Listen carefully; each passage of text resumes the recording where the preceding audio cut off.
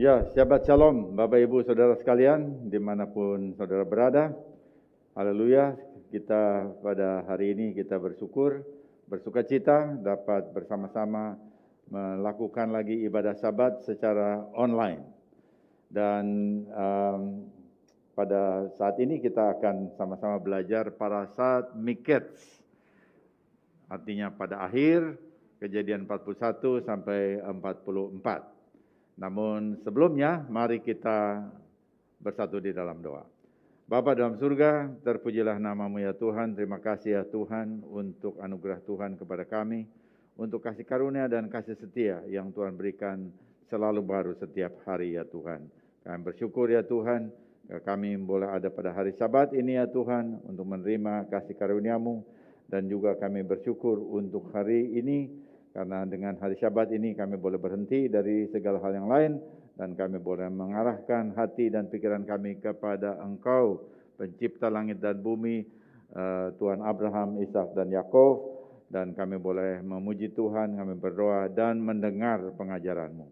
Karena itu saat ini kami mohon Bapa, kiranya Engkau mengurapi pemberitaan firman Tuhan, pengajaran Tuhan, supaya kami boleh diberkati dan kami boleh diarahkan, dibawa kepada seluruh kebenaran firman Tuhan. Sehingga kami dalam ketaatan kepada segala perintah Tuhan, kami boleh menjadi umat yang diberkati dan umat yang menyaksikan bahwa Tuhan yang kami sembah adalah Tuhan yang hidup bagi kemuliaan Bapa di surga. Dan saat ini kami mohon juga Bapa Engkau berikan kepada kami telinga seorang murid dan lidah seorang murid, supaya setelah kami mendengar, kami menyampaikan semua kebenaran itu juga kepada banyak orang lain. Mereka juga boleh diberkati dan hidup di dalam kehendak Tuhan. Tutup bungkus kami sekalian dalam kuasa darah Mesias Yesua, ketika kami duduk tenang mendengar firman Tuhan. Di dalam nama Yesua Mesias kami berdoa dan mengucapkan syukur. Amin. Ya, sebelum kita masuk dalam firman Tuhan, seperti biasanya, ya, saya undang saudara semua yang di gereja bangkit berdiri. Kita akan mengucapkan ikrar persekutuan kita. Dengan sukacita aku bersekutu dengan junjungan Yesua HaMasiah, yang adalah jalan kebenaran dan kehidupan, sumber keselamatan kekal. Seperti cara yang tetap melekat pada pohon anggur, demikian aku tinggal dalam kasih-Nya. Dengan melakukan segala perintahnya, aku ada seperti yang dikatakannya, aku ada. Aku akan jadi seperti yang dikatakannya, aku akan jadi, yaitu kehidupan yang berbuah lebat bagi kemuliaan-Nya. Firman Tuhan itu pelita bagi kakiku dan terang bagi jalanku. Ia tidak akan kembali dengan sia-sia, ia akan berhasil dalam perintahnya. Langit dan bumi akan lenyap, tetapi janji Tuhan kekal selamanya. Haleluya, amin. Silakan duduk. Ya, saya membacakan juga berkat pembacaan Torah, pembelajaran Torah. Baru ata Adonai, Eloheinu melech haolam, asher kirishanu b'mitzvotav, vetzivanu la'asok b'divrei Torah. Diberkatilah Engkau, junjungan Tuhan kami, Raja semesta alam, yang menguduskan kami dengan perintah-perintah-Mu dan memerintahkan kami mempelajari kata-kata Torah. Amin.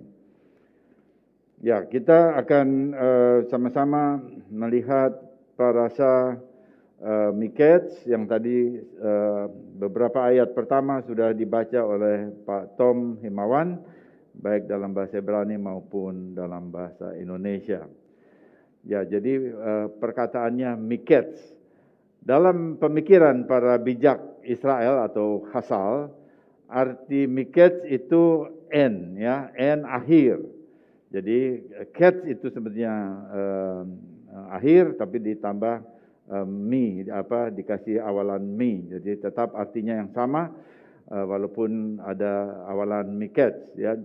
Jadi ini menunjuk pada hari-hari akhir atau akhir zaman. Ya, itu pengertian yang lebih luas. Tapi nanti kita lihat ini mempunyai pengertian bahwa ini berbicara tentang apa yang dialami oleh Yosef. Jadi makna profetik penebusan itu kita bisa lihat juga di dalam parashat ini, yang dimulai dari Abraham, Ishak dan Yakov. Dan ini menunjuk kepada penebusan yang juga penebusan akhir yang akan dilakukan oleh Yeshua HaMashiach, baik pada kedatangan pertama maupun kedatangan yang kedua. Ya, mari kita coba lihat kembali, kita lihat Kejadian 41 ayat 1 untuk kembali mengarahkan perhatian kita kepada ayat firman Tuhan. Setelah lewat 2 tahun lamanya, bermimpilah Firaun bahwa ia berdiri di tepi sungai Nil. Jadi di sini di dalam bahasa Indonesia dikatakan setelah lewat 2 tahun. Tetapi sebetulnya di dalam kalau kita lihat dalam bahasa Ibrani, maka 2 tahun kemudian ditambah ada kata-kata hayamim, ya, ditambah yamim sehingga itu adalah hari-hari. Itu menunjuk bahwa apa yang terjadi itu pas 2 tahun karena dihitung harinya itu pas 2 tahun. Nah, 2 tahun itu sesudah Firaun memulihkan juru minumnya dan mengeksekusi tukang rotinya. Jadi sesuai dengan mimpi mereka. Firaun sendiri kemudian setelah itu Firaun mengalami 2 mimpi yang aneh. Dan kita lihat ya tadi bahwa 2 tahun itu sesudah Yosef menyatakan kepada 2 orang pegawai Firaun bahwa mereka yang satu akan dikembalikan jabatannya, tetap melayani Firaun, tapi yang satu lagi akan dihukum mati. Dan kepada yang dipulihkan lagi yaitu juru minum, ya, itu dia titip pesan. Yosef titip pesan, nanti kamu udah keluar, kamu ingat saya ya. Nah, jadi pesan itu sesuatu yang biasa sebetulnya. Tetapi kalau kita lihat pesan itu ternyata tidak menjadi apa-apa karena tukang atau juru minum itu lalu lupa. Nah, kan kita lihat di sini bahwa sesudah 2 tahun kemudian Firaun itu bermimpi, maka kemudian Firaun menjelaskan itu kepada banyak orang, baru kemudian orang ini, juru minumnya itu ingat lagi. Nah, ini sesuatu hal juga yang kita bisa lihat bahwa ketika waktu Tuhan itu tiba, maka baru sesuatu itu terjadi. Jadi bukan karena inisiatif Yosef, ya, walaupun Yosef berinisiatif, tapi sesungguhnya karena Tuhan berkehendak. Ini juga satu pelajaran bagi kita, bagaimana kita harus memahami waktu Tuhan dan kita mau berserah kepada Tuhan di dalam apa yang kita mohonkan. Nah, kita lihat di sini bahwa Torah mengatakan bahwa mimpi Firaun itu datang pada akhir dari 2 tahun. Pada akhir dari 2 tahun, dan kalau dilihat konstruksinya tadi sudah saya katakan bahwa itu persis 2 tahun. Ya, jadi kita bisa lihat bahwa memang segala sesuatu itu ditentukan oleh Tuhan. Jadi ada waktu Tuhan kapan Ia ingin sesuatu itu terjadi. Dan kita lihat di sini di dalam kata miketz itu pada akhir, itu datangnya dari kata ketz. Ketz itu end of day, hari-hari akhir. Dan menurut parasa yang lalu, ya, saya ingin kembali sedikit untuk menjelaskan ini. Menurut parasa yang lalu, Vayeshev, nilai dari pakaian Yosef yang adalah pasim, itu jumlahnya, nilai gematria dari pasim itu 190. Ya, gematria adalah bahwa huruf-huruf Ibrani juga adalah angka. Jadi 190, dan kata 190 itu sama dengan kata akhir atau ketz. Lalu kemudian ketz itu ditambah dengan awalan mi, jadi miketz. Ini yang kita lihat pada parasa ini.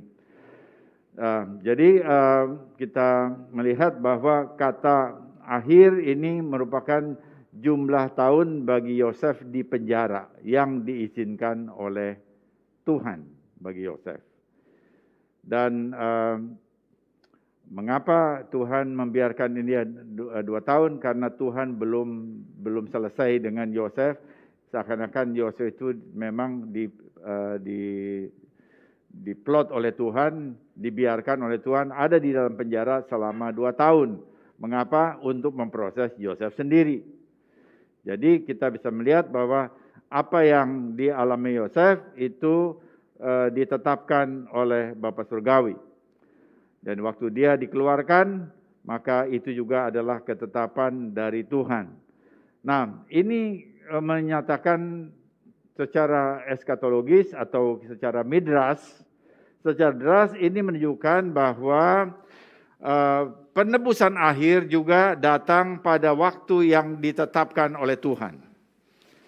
Jadi Tuhan menetapkan segala sesuatu. Tadi Yosef itu keluar dari penjaranya ditetapkan oleh Bapa di surga, walaupun dia sudah juga berusaha, tetapi tetap Bapa di surga yang menetapkan. Demikian juga dengan penebusan akhir. Penebusan akhir ditetapkan oleh Bapa dengan otoritasnya sendiri. Kisah Rasul 1 ayat 7. Ya, jadi kita bisa melihat bahwa ini ada paralel. Waktu kita membaca Torah, ternyata itu paralel juga dengan apa yang tertulis di dalam Brit Hadasyah. Jadi waktu kita membaca Torah, kita mesti sadar bahwa apa yang tertulis di dalam Torah itu mempunyai paralel dengan apa yang terjadi atau tertulis di dalam kita bilang Perjanjian Baru atau Brit Hadasyah. Jadi kalau kita lihat bahwa pembebasan Yosef dari penjara itu merupakan satu bagian dari proses penebusan, maka kita juga bisa tahu bahwa penebusan yang akhir yang dilakukan oleh Hamasiah, Yeshua, itu juga ditetapkan oleh Bapa di surga. Jadi kata Miketz itu mengacu kepada Ketz Hayamim, itu yang ada di sana ya di dalam Torah, itu menunjukkan hari-hari akhir. Dan ini menunjuk kepada era mesianik. Jadi kita lihat di sini bahwa parasa Miketz ini satu parasa yang memang sebetulnya bicara tentang sejarah, masa lalu, sesuatu yang sudah sungguh-sungguh terjadi. Tapi pada saat yang sama waktu kita baca ini, kita juga bisa melihat bahwa ini merupakan gambaran penebusan akhir yang nanti akan dilakukan oleh Tuhan melalui Mesiasnya. Nah, jadi ada satu literatur Yahudi, Midras Rabbah, dia menghubungkan Miketz ini dengan hari-hari akhir, yaitu ketika Satan dengan kecenderungan jahatnya itu dicabut dari dunia. Jadi itu pikiran orang rabi-rabi ya, pikiran orang Yahudi. Jadi kalau saya menyampaikan ini sebetulnya datang dari literatur Yahudi, Midras Rabbah, bahwa pada akhir zaman nanti penebusan akhir datang, maka Satan akan dicabut dan otoritasnya dari bumi. Nah ini kan sebetulnya bicara tentang bagaimana Mesias akan mengalahkan si jahat.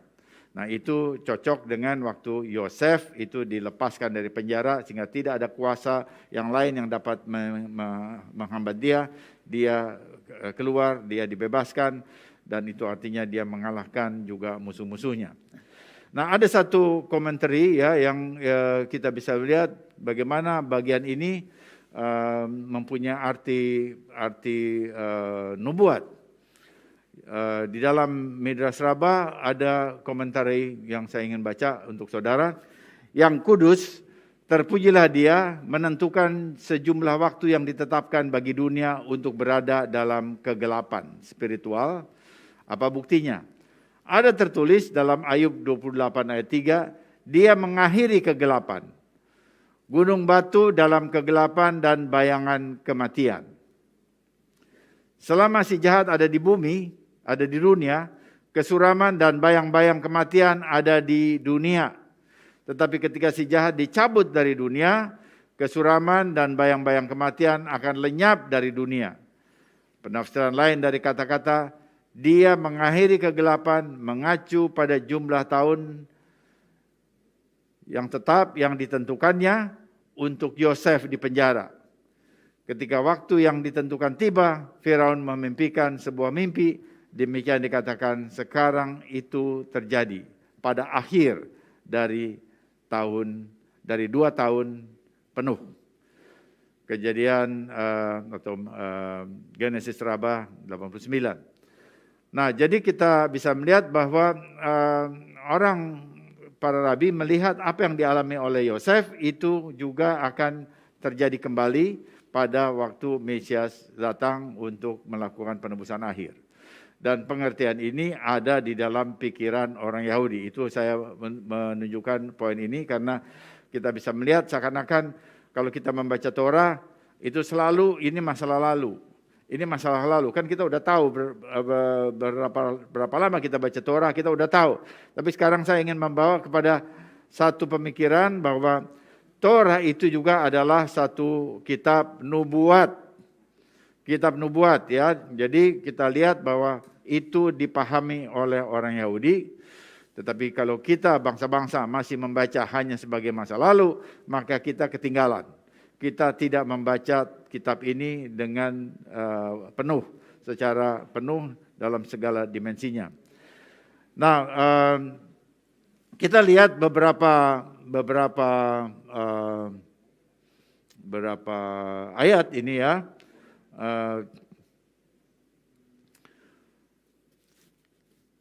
Yang berhubungan dengan ini pada hari akhir zaman, di akhir zaman Mesias akan muncul dan para malaikat akan mengikat setan dengan rantai.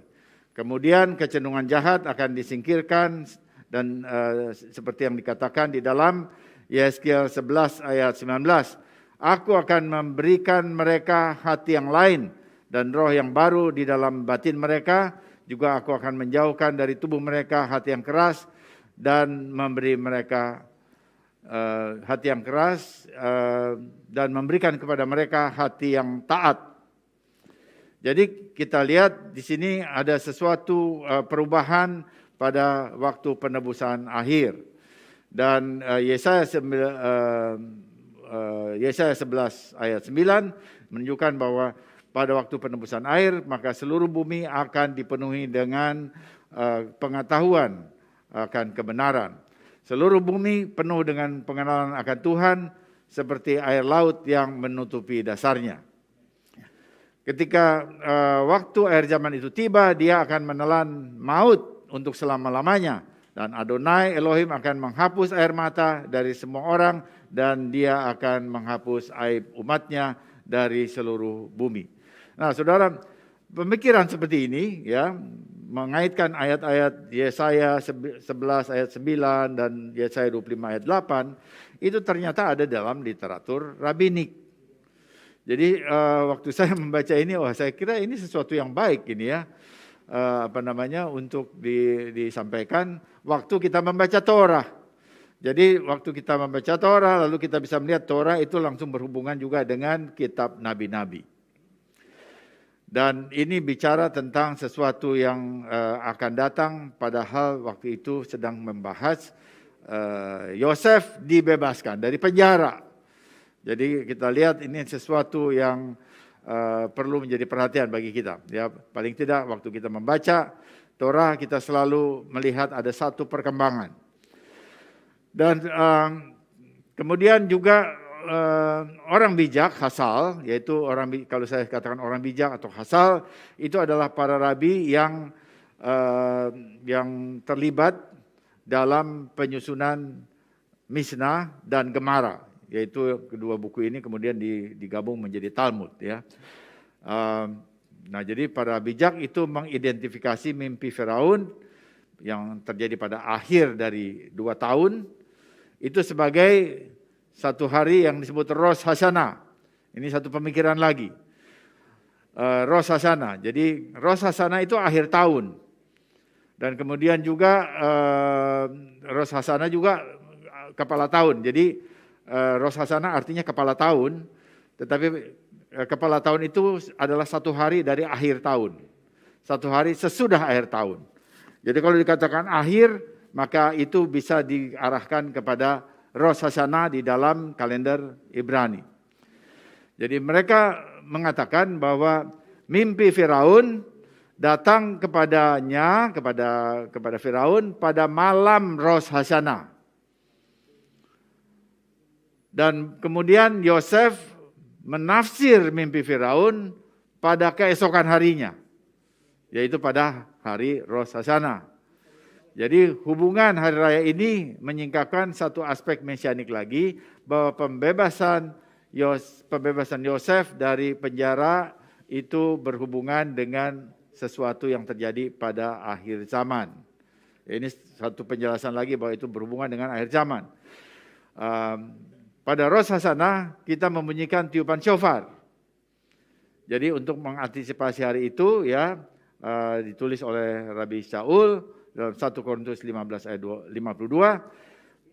Pada waktu shofar berbunyi dan orang mati akan dibangkitkan dalam keadaan yang tidak dapat binasa, kita semua akan diubah. Jadi seakan-akan bahwa pembebasan Yosef dari penjara itu dibawa ke akhir zaman dengan pemikiran ini, itu dihubungkan dengan Rosh Hashanah. Pada waktu itu ada peniupan shofar dan semua yang mati, artinya di dalam penjara kematian, itu dibebaskan dan itu adalah satu kebangkitan. Kebangkitan di akhir zaman.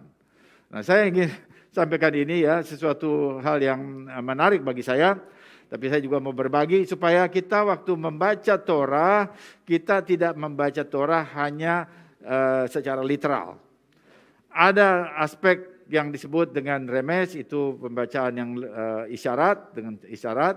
Tapi yang barusan kita perhatikan di sini, yang dijelaskan oleh para rabi itu dengan kebangkitan, itu lebih kepada dras. Jadi sesuatu yang dipahami secara kiasan dan dalam perspektif waktu yang lebih panjang. Jadi kita bisa melihat sesuatu hal yang berbeda selalu waktu kita membaca Torah, kita selalu melihat sesuatu aspek yang berbeda. Pembebasan Yosef dari penjara itu lalu bisa dihubungkan dengan pembebasan kita dari kematian di akhir zaman ketika kita juga dibangkitkan. Itu satu hal yang kita bisa lihat. Dan kemudian yang kedua, saya bagi ini beberapa bagian ya. Yang kedua adalah 7 tahun Mesias anak David. Nah, kita baca Kejadian 41 ayat 2. Tampaklah dari sungai Nil itu keluar 7 ekor lembu yang indah bangunnya dan gemuk badannya, lalu memakan rumput yang di tepi sungai itu. Ayat 3-nya. Kemudian tampaklah juga 7 ekor lembu yang lain yang keluar dari dalam sungai Nil, buruk bangunnya dan kurus badannya, lalu berdiri di samping lembu-lembu yang tadi di tepi sungai itu. Jadi Torah menghitung hari dan tahun itu dalam siklus 7 tahun. Siklus 7 tahun itu sesuatu yang biasa di dalam Torah. Kalau kita itu selalu 10 tahun, di dalam Torah itu 7 tahun. Jadi siklus 7 tahun dimulai dari penciptaan. Karena Tuhan setelah menciptakan langit dan bumi 6 tahun, lalu kemudian maksud saya 6 hari, kemudian dia beristirahat, dia berhenti pada hari yang ke-7. Jadi ini siklus 7 tahun. Kemudian hari ke-8 itu sama dengan hari pertama. Jadi dalam 6 hari Tuhan menciptakan langit dan bumi, ya, dan dia beristirahat pada hari yang ke-7. Nah, karena itu maka kita bisa melihat bahwa Alkitab selalu menghitung hari dalam himpunan 7. Yaitu kita bisa lihat hari Sabat itu jatuh pada setiap hari ke-7. Jadi Sabat itu hari ke-7. Bukan hari pertama. Kemudian kita lihat juga Alkitab menghitung tahun dalam himpunan 7. Dengan tahun ke-7 itu ada satu tahun yang semua orang itu lalu berhenti dalam bekerja dalam Alkitab. Tidak lagi ada pertanian, tidak ada lagi membajak tanah, tanahnya dibiarkan begitu saja. Dan itu disebut tahun Semitah, sabbatical year, jadi tahun Sabat. Dan tahun ini 5782 itu di Israel adalah tahun Sabat, tahun Semitah. Nanti kita akan bahas tahun Semitah pada parasa yang bersangkutan. Ya, nanti ada tiba saatnya kita akan bahas itu. Tetapi kita bisa melihat bahwa Alkitab itu membagi atau menghitung hari dan tahun dalam siklus 7 tahun.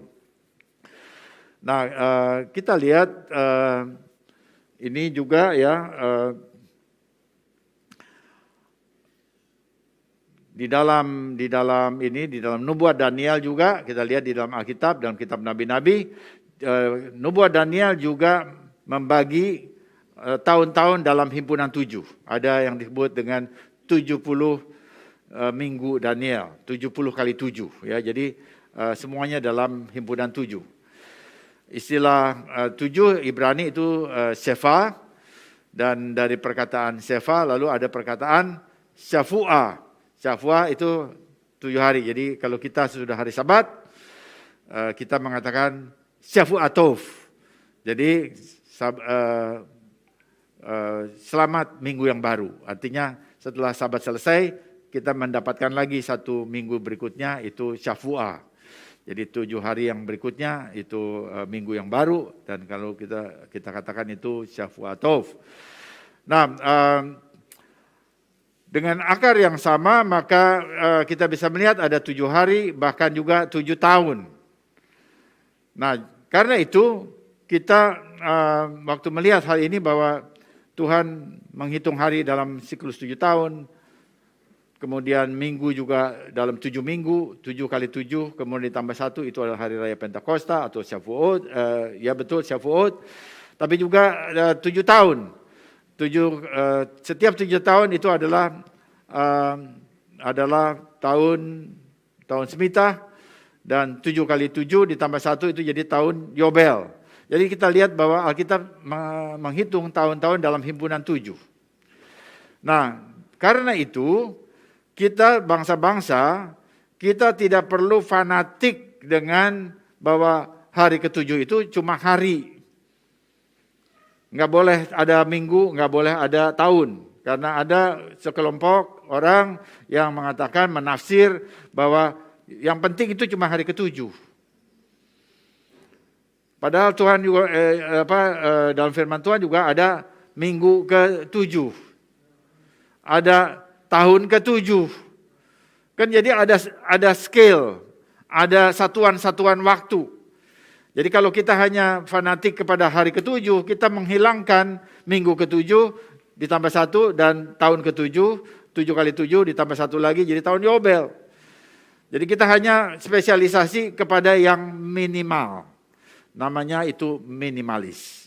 Kita tidak boleh berpikir minimalis waktu kita belajar Torah.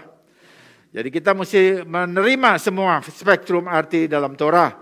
Ada hari ke-7 betul adalah Sabat, kemudian ada minggu ke-7 ditambah 1 itu adalah Syafuot, kemudian ada tahun, 7 tahun itu Shemitah, 7 tahun kali 7 ditambah 1 itu adalah tahun Yobel.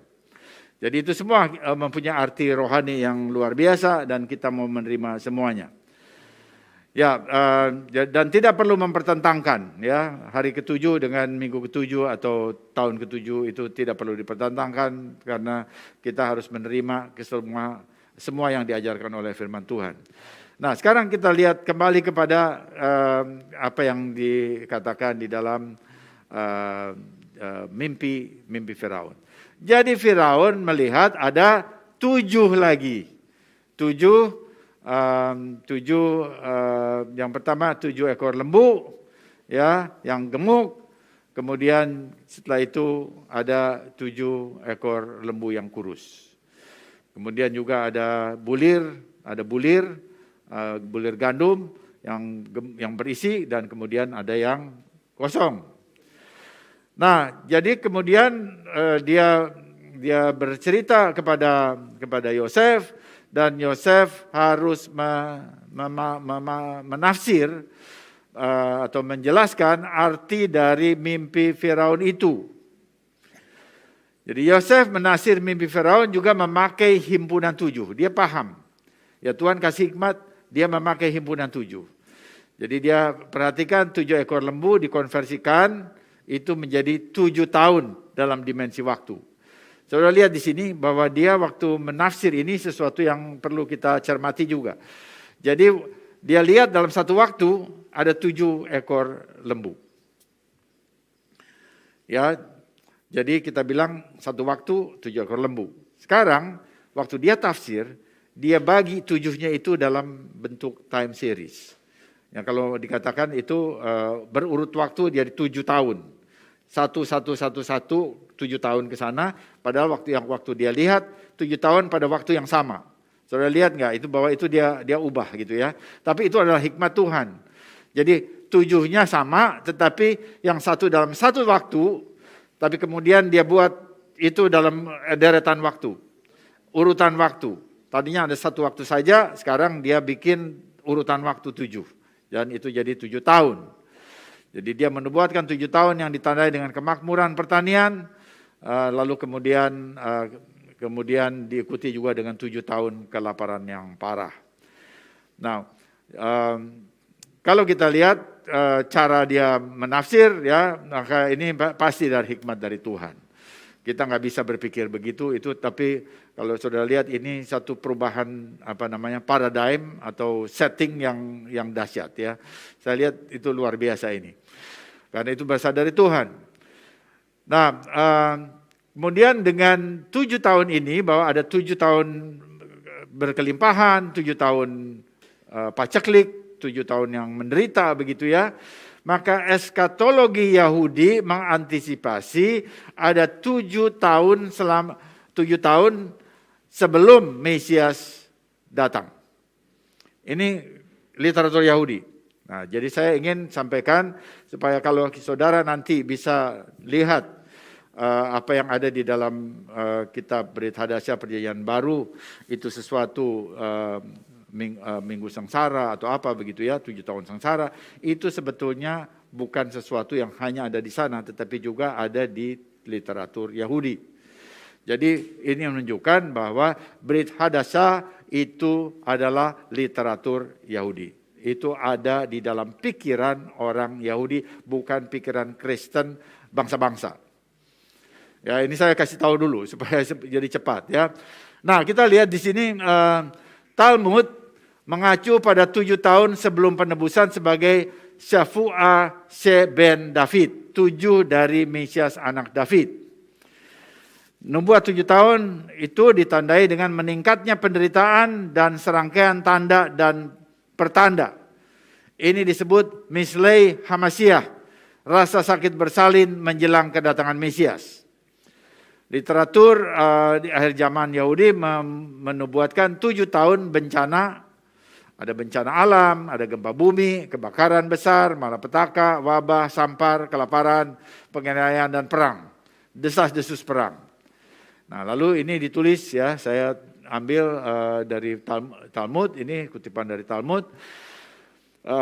Untuk menunjukkan bagaimana orang Yahudi berpikir yang sama. Dan orang yang ada di Talmud, dia tidak pegang, umumnya tidak memegang Brit Hadasya. Ya, tetapi kita lihat apa yang mereka pikir tentang 7 tahun menjelang datangnya Mesias.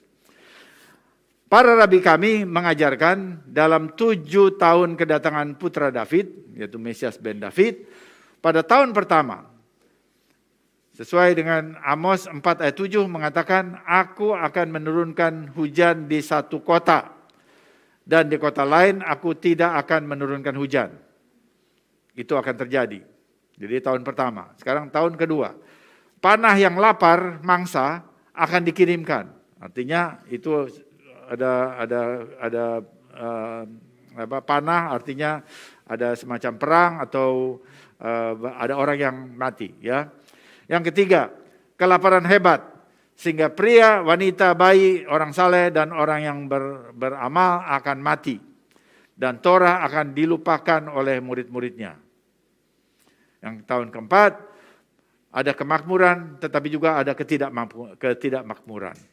Yang kelima, makmur sekali ketika manusia akan makan, minum dan bersukacita. Dan Torah akan kembali kepada murid-muridnya.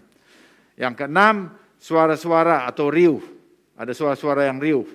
Yang ketujuh, perang. Dan pada akhir yang ketujuh, putra Daud, putra David akan datang. Rabi Yosef keberatan. Tetapi banyak periode 7 seperti itu telah berlalu, namun dia belum datang.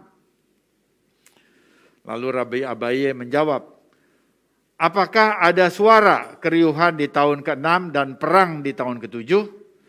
Apakah malapetaka seperti itu pernah datang dalam urutan ini? Ini dari Bafli Sanhedrin 97A. Ya, saya ingin sampaikan yang seperti ini dalam pemahaman kita terhadap Torah, supaya kita bukan hanya tahu cerita, tetapi kita bisa melihat apa yang dipikir atau hubungan-hubungan apa yang kita lihat di dalam Torah secara eskatologis, artinya dalam arti nubuat. Jadi Talmud yang barusan saya kutip, saya bacakan, Talmud adalah diskusi. Ini juga sekaligus kita tahu Talmud itu apa, ya. Karena di akhir zaman ini kita perlu tahu persis, bukan hanya dengar-dengar begitu ya, tapi persisnya tahu persis, supaya jangan dipelesetkan orang lalu kemudian menjadi salah. Jadi Talmud itu adalah diskusi para rabi. Jadi dia berbeda dengan Brit Hadasah yang menjelaskan dia dapat ilham dari Tuhan atau dia menulis dalam secara kronologis. Talmud tidak begitu. Talmud itu diskusi. Nah, lalu mereka diskusi, mereka hubungkan ini apa yang dikatakan tadi tahun pacekliknya Yosef itu dengan 7 tahun menjelang datangnya Mesias. Dia kaitkan ke sana. Lalu di sini didiskusikan ada 7 tahun dengan urutannya. Lalu waktu sampai pada yang terakhir datanglah Mesias. Dia bilang begitu ya. Tadi kita udah baca. Nah, di sini ada 2 orang rabi yang dikutip di sini. Namanya satu Rabi Yosef. Dia berkeberatan dengan apa yang dikatakan itu. Lalu dia katakan, ini kan udah terjadi nih, 7 tahun ini kan udah terjadi, 7 tahun ini udah terjadi, tetapi kok belum datang juga Mesiasnya. Dia bilang begitu. Nah lalu Rabi Abaye dia menjawab, dia bilang begini, apakah malapetaka seperti itu pernah datang dalam urutan ini? Ya, sudah perhatikan sekarang ya. Ada 7 tahun, terus dia katakan ada urutannya, kemudian dia katakan apakah 7 tahun itu datangnya persis dengan urutan ini? Urutannya artinya dia katakan tahun ke-6 itu ada suara keriuhan dan perang pada tahun ke-7. Jadi ada urutannya. Nah, jadi kita bisa melihat bahwa Rabi Abaye menginginkan akurasi bahwa urutannya mesti seperti ini. Kalaupun 7 tahun itu terjadi, urutannya persis enggak seperti ini. Nah, jadi saya ingin kita melihat bahwa waktu melihat satu penjelasan tentang akhir zaman, saudara kita semua harus melihat juga urutannya. Apakah urutannya persis seperti yang dikatakan oleh Alkitab? Nah, kalau itu tidak persis maka itu artinya belum. Misalnya, ya saya kasih contoh. Beberapa tahun yang lalu saya juga berbicara dan juga banyak di internet itu bulan darah, blood moon. Blood moon itu kita belajar ya, ada banyak sekali materi untuk itu dan saya juga berbagi dalam khotbah, saya khotbahkan. Tapi kita cuma lihat blood moon saja. Dan ternyata blood moon memang terjadi, tetapi membuat aspek yang lain tidak terjadi. Lalu kemudian ada seorang rabi mengatakan, nah blood moon itu harus dikaitkan dengan banyak hal yang lain yang ada di dalam Alkitab. Jadi bukan hanya lihat blood moon, yang lainnya nggak ada. Nah itu artinya bukan blood moon yang dimaksud, dia bilang begitu. Yaitu Rabi Kohman. Ya, saudara bisa lihat di YouTube juga bisa lihat ya. Jadi karena itu belum waktunya dia bilang. Padahal kita udah ramai sekali waktu itu. Itu barangkali beberapa tahun yang lalu. Saya lupa ya, itu pernah kita demikian. Nah, jadi ini juga yang barusan saya kutip, ya, bahwa Talmud yang tadi saya kutip itu juga idenya persis sama, idenya sama. Yang satu mengatakan ada urutan 7 tahun, terus katakan kita udah lakukan itu, kita udah lihat itu, tapi nggak datang-datang juga Mesiasnya. Tapi kemudian satu lagi yang menjawab, Abai mengatakan urutannya persis sama enggak? Kalau urutannya tidak persis sama, maka karena itu Mesiasnya belum datang, karena mesti urutannya persis sama.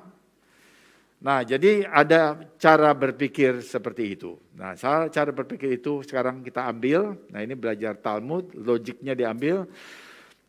Dan Talmud itu diajarkan, logikanya diajarkan di murid sekolah di Korea Selatan. Jadi logikanya itu diambil untuk apa? Untuk memacu daya pikir. Dan saya merasa bahwa itu memang cara berpikirnya tuh jadi strategis begitu ya. Nah, saya mau tunjukkan ini juga di sini. Supaya kita tuh berpikirnya tuh lebih rinci dan juga lebih lengkap, bukan kriwilan gitu. Karena banyak sekali ya kita itu hanya dengar sesuatu lalu kriwilan, misalnya one world government. Hubungannya apa? Kemana? Nggak tahu. Tapi one world government teriak-teriak begitu kan. Nah, jadi ini yang memang kita di akhir zaman ini mesti belajar lebih, dan artinya kita waktu kita belajar Torah, cara berpikir kita juga ditingkatkan. Bukan hanya kita tahu cerita ini sudah diketahui ya, tadi juga di dalam sekolah Sabat sudah diajar, sudah diberitahu ya, itu garis besar di sana. Dan saya ingin lebih merinci ini. Ya, bahwa kita perlu lihat bahwa kalau Alkitab menyatakan satu nubuat akhir zaman, maka kita harus juga melihat elemen-elemennya, unsur-unsurnya itu lengkap atau tidak pada zaman kita. Kalau belum lengkap, jangan GR, jangan juga fanatik yang nggak keruan. Nah, saya mau kasih contoh. Ya, tadi saya udah kasih contoh blood moon ya. Sekarang kita kasih contoh lagi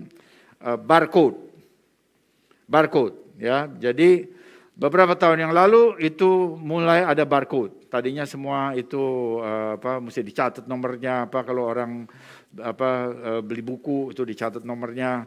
Lama banget kita tunggu beli buku lalu dia catat apa gitu, jadi lama banget gitu ya, ditulis semua.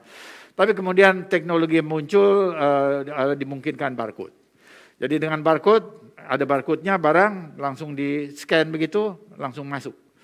1 detik masuk, nggak usah tunggu lama-lama. Nah, pada waktu itu maka lingkungan tertentu di lingkungan Kristen itu mengatakan bahwa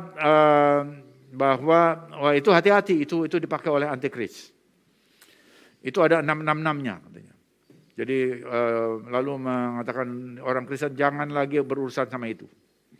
Nanti 666 itu antikris. Nah, jalan berlalu ya, semua teknologi berjalan terus, dan sekarang saudara perhatikan setelah mungkin 10-20 tahun yang lalu itu ya, atau 15 tahun yang lalu, maka sekarang semua barang ada barcode-nya. Saya kasih contoh ini, bukunya ini. Ini ada barcode-nya nih. Dan kemudian barcode itu kalau kita perhatikan ya, ada di kiri ada 2 garis yang lebih panjang, di tengah ada 2 garis yang lebih panjang, dan di kanan ada 2 garis yang lebih panjang. Dan itu kalau dikasih angka itu 666. Tapi nggak ada apa-apa. Dan semua orang, termasuk orang yang berteriak-teriak dulu itu adalah antikris dan sebagainya, mereka waktu belanja juga pakai ini. Jadi tidak ada, ini sudah jalan, lalu saat ini kita lihat tidak ada sesuatu yang seakan-akan ini semua adalah antikris. Kalau 666 itu lalu pakai barcode ini lalu antikris, tidak ada. Jadi kita mesti lihat ya bahwa itu satu elemen, dia mesti ada elemen lain, unsur lain, baru itu jadi sistem dan itu jadi sesuatu yang memenuhi nubuat kitab suci. Kalau cuma satu, yang lainnya nggak ada, ya nggak bisa. Nah, cara berpikir ini diperlukan. Ya, jadi saya justru ini lebih kepada cara berpikir ya. Ini perlu kita melihat dalam urusan dengan akhir zaman. Nah sekarang kita lihat itu ini sekarang ini udah berlalu, nggak ada masalah lagi sekarang, nggak ada orang teriak-teriak ini barcode itu ada antikris, tidak ada sekarang. Tetapi kelompok ini terus menerus mengikuti ya, kelompok ini. Saya tahu ini kelompok yang begini ini adalah kelompok yang akhir zaman dan selalu memakai segala sesuatu ditarik kepada 666. Dan kemudian seringkali juga tidak balance ya. Nah sekarang apa yang dia pakai? Yang dia pakai sekarang adalah vaksin. Vaksin. Jadi vaksin itu katanya adalah tanda antikris, sang 666. Nah saya kalau membaca itu di medsos, maka saya katakan ini harus dibuktikan lebih dulu. Ya, jadi buktikan dulu. Mana buktinya bahwa vaksin Sinovac atau Pfizer itu di dalamnya ada robot nano pembawa 666. Buktikan dulu. Jangan pakai gambar-gambar di medsos, nggak tahu gambar mana itu. Apakah itu dari vaksin Sinovac atau apa yang dia buat? Sehingga terus-menerus disebarkan itu, ya. Nah, sekarang juga ada banyak orang saintis Kristen yang terlibat di dalam pembuatan vaksin atau pabrik vaksin. Kalau mereka tahu bahwa itu ada robotnya dan pasti mereka akan melakukan sesuatu. Kalau itu saya pernah lihat ada seorang doktor di Israel, dia orang percaya, Yahudi Mesianik percaya, dan dia bilang kalau itu memang ada, semua orang akan tahu. Karena itu dalam ban berjalan di dalam satu pabrik itu ada prosedurnya. Dia orang percaya, dia mesianik. Nah, jadi apa yang dibuat di medsos, gambar seperti lab dan sebagainya dengan segala macam itu bisa aja dibuat, tetapi bukan diambil dari vaksin itu. Tetapi dibuat aja gambarnya. Nah ada orang yang menjadi korban dari medsos. Kemudian langsung percaya, wah ini dia. Lalu dia sebar-sebar terus di mana-mana. Dan akhirnya bahkan kemudian kalau orang yang nggak percaya, lalu kemudian terjadilah debat, terjadilah saling menghunjam dengan kata-kata, lalu hubungannya menjadi tidak baik. Nah jadi saudara, sekarang kalau ada orang yang tidak mau terima vaksin, maka dia harus sadar bahwa kalau dia tidak boleh masuk mall, tidak bisa belanja dan ini dan itu, maka itu konsekuensinya. Dan itu bukan karena ada 66, bukan adalah karena one world government. Tidak ada one world government yang mengatakan mall ini nggak boleh masuk kamu, nggak ada itu. Pertimbangannya apa? Halo, di sini ada yang dengar di gereja, apa pertimbangannya saudara tidak bisa masuk mall kalau belum ada vaksin 2 kali oleh Peduli Lindungi? Apa pertimbangannya? Pertimbangannya adalah kesehatan, bukan one world government. Saya mesti sampaikan ini ya. Jadi, nah di sini artinya kita itu waktu baca Alkitab itu selalu membacanya itu kriwilan gitu loh. Jadi ngambil satu elemen, tapi elemen yang lainnya dia tidak lihat. Jadi membaca teks tetapi tanpa konteks. Dan ini selalu terjadi. Nah sekarang kita lihat, saya tadi baca koran ya, jadi masuk ke tidak vaksin lalu tidak boleh masuk ke mall, itu bukan karena 666. Yang membuat Peduli Lindungi itu orang yang nggak tahu 666 juga. Ya itu umum. Dan kalau misalnya ada orang juga di tempat agama lain itu yang anti vaksin, itu bukan karena 666. Jadi saudara mesti tahu itu ya, bahwa tiap orang tuh punya alasan, punya reason. Nah tadi saya baca koran ya, bahwa ada vaksin namanya, ada varian Omicron. Virus COVID-19 varian Omicron. Jadi mengapa ini ada? Karena mutasi. Mengapa terjadi mutasi? Sering kok terjadi mutasi ini dari Afrika Selatan. Mutasi itu terjadi karena perpecahan pembelahan virus yang cepat sekali Dan waktu dia membelah-belah itu dirinya dengan cepat sekali, lalu terjadi seperti salah kopi gitu, dan itulah mutasi namanya. Jadi karena kecepatannya, saudara kerja cepat lalu ada sesuatu yang salah begitu ya. Nah itu terjadi secara alami, itu dimungkinkan. Nah mengapa terjadi demikian? Lalu dilihat oleh ini nih pengamat ya. Saya juga baca itu bahwa itu terjadi karena kesenjangan vaksinasi di Afrika Selatan. Jadi ada satu vaksinasinya berjalan lambat sehingga ada ini perkembangan COVID yang cepat di satu tempat di negara itu, lalu muncullah ini varian ini, varian Omicron. Jadi karena ada kesenjangan vaksinasi. Nah, jadi kalau sudah jadi dia jadi virus yang mutan itu, maka dia menyebar dengan cara penularan yang biasa. Sehingga sekarang kita lihat, saya tadi lihat Indonesia dikepung oleh negara-negara yang sudah ada varian Omicron. Nah, oke, itu salah satu yang kita harus hadapi ya untuk tetap memakai prokes. Tetapi yang saya sampaikan di sini adalah juga cara berpikirnya. Cara kita melihat sesuatu. Bahwa nubuat akhir zaman di dalam Alkitab itu ada sistemnya. Ada sistem.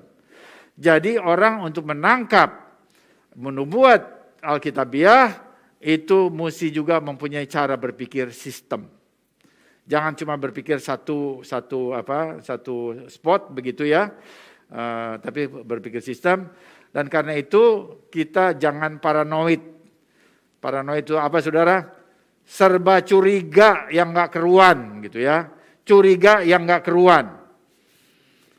Itu bukan hikmat dari atas. Itu korban medsos. Bukan pengajaran yang terkait kepada kebenaran Alkitab secara lengkap. Perhatikan kebenaran Alkitab secara lengkap. Mungkin saudara punya rasa, oh ini ada kebenarannya, tapi kebenaran secara lengkap. Itu seluruh sistemnya. Jadi itu satu poin yang ingin saya sampaikan dalam hubungan bagaimana nubuat Yosef itu 7 tahun itu juga dipandang oleh para rabi sebagai Mislei Hamasiah, ada 7 tahun menjelang Mesias datang ya. Kalau kita pikir jauh ya dari Yosef mimpi Firaun 7 tahun kok bisa langsung dihubungkan ke sana. Nah, jadi saya belum pernah dengar ini dikotbahkan di gereja Kristen. Artinya orang Kristen justru nggak berpikir ke situ, tetapi justru para rabi berpikir ke situ. Nah, karena kita ada di Mesianik, pengajarannya kita juga memperhatikan apa yang jadi literatur Yahudi, maka ini lalu menjadi perhatian bagi kita. Ya.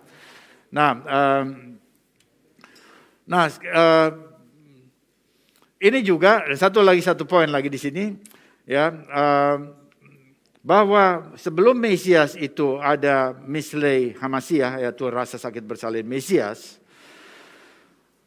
Itu ada di dalam pengajaran orang Kristen. Di dalam Brit Hadasah itu ada ya. Ada 70 minggu Daniel, lalu ada minggu ke-70 itu dibagi 2, 7 tahun, 3,5 tahun, 3,5 tahun.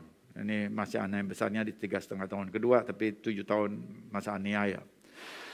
Nah kemudian kalau orang cuma dengar-dengar saja, ya, tapi dia tidak tahu persis, nah ini bahaya. Karena di akhir zaman ini lalu apapun bisa menjadi penyesatan.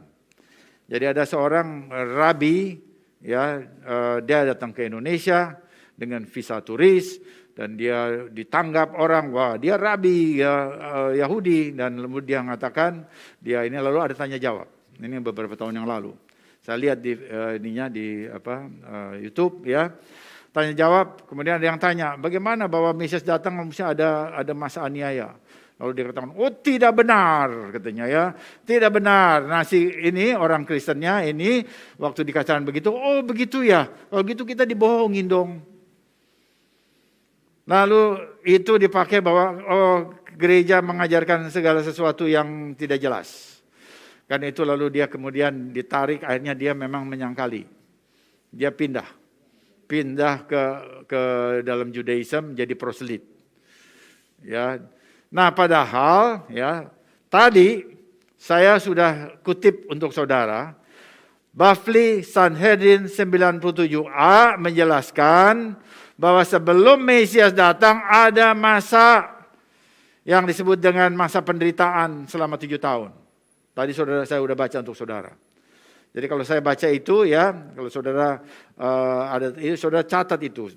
Bavli Sanhedrin 97a menjelaskan di dalam literatur rabbinik sekalipun, itu namanya Talmud, bahwa ada masa penderitaan, masa susah sebelum Mesias datang. Itu ajaran Yahudi. Kenapa anti-misionaris, Rabi anti-misionaris bilang, oh tidak benar. Nasi Kristen yang nggak tahu apa-apa ini, yang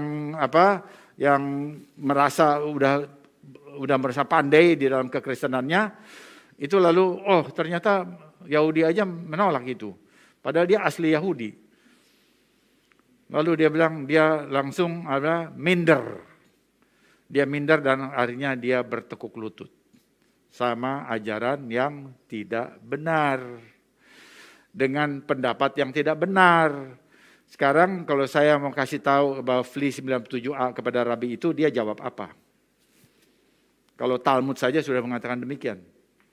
Ya, saya nggak tahu begini karena ini akhir zaman ya, bahwa saya tahu bahwa ada banyak orang lihat YouTube, Rabi Google, dan ini ada di sana.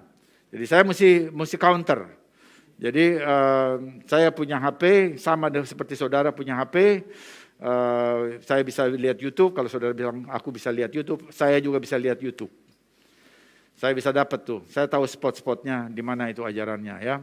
Jadi saya ingin sampaikan bahwa seperti dikatakan di dalam berita Hadasa bahwa ada masa aniaya besar dan itu terjadi ya. Baik, ya saya kira itu saya sudah sampaikan. Nah, sekarang kita coba lihat ini bagian ketiga, ini jadi lama ya, ini cukup lama. Penyingkapan yang ketiga ini penyingkapan mimpi Firaun. Penyingkapan mimpi Firaun. Jadi setelah Yosef mengatakan bahwa itu ada 7 tahun subur, 7 tahun paceklik, maka dia lalu menjelaskan bahwa mesti ada langkah-langkah yang diambil. Mesti ada langkah-langkah yang diambil oleh Firaun. Lalu dia usul. Jadi dia seperti jadi konsultan. Ini ada masa begini, ada masa begini. Sekarang bagaimana merespon masa subur dan masa paceklik itu. Ya, lalu dia katakan, ini ada ayatnya, kita baca. Kejadian 41 ayat 33 sampai 36 ya. Itu saudara bisa baca di sana. Saya ingin menyingkat waktu karena ini sudah kita tahu ya. Lalu ada langkah-langkah yang diambil oleh Yosef. Dia usulkan.